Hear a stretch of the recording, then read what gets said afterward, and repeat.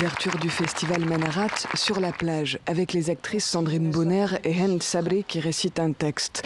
Un texte sur la migration et ses drames. Observons une minute de silence. La migration qui s'impose comme le thème central de Manarat. Le film d'ouverture, Fuoco a Mare, de Gianfranco Rossi.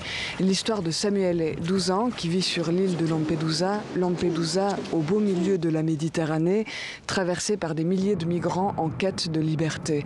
Le ton est donné, objectif de Manarat, rapprocher les deux rives grâce au cinéma. De plus en plus, c'est des murs qui s'érigent.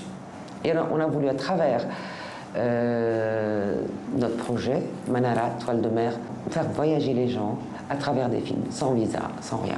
Il y a quelque chose qui se passe autour de la Méditerranée, une haine qui monte des deux côtés. Hein.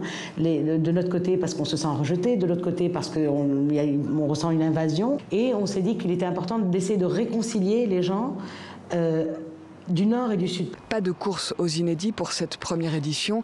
Si les films ont été choisis, c'est pour leur ADN 100% méditerranéenne. Le cinéma méditerranéen est un cinéma qui est très particulier, parce que c'est un cinéma qui est fait d'histoire, d'histoire de gens, l'histoire des petites gens. Des petites gens qui se débattent dans des contextes de guerre, de traditions parfois oppressantes, de frontières, encore elles. Comme dans Men Don't Cry, film bosniaque, ou le film marocain Radia, ou Withered Green, qui raconte le parcours difficile d'une femme en Égypte.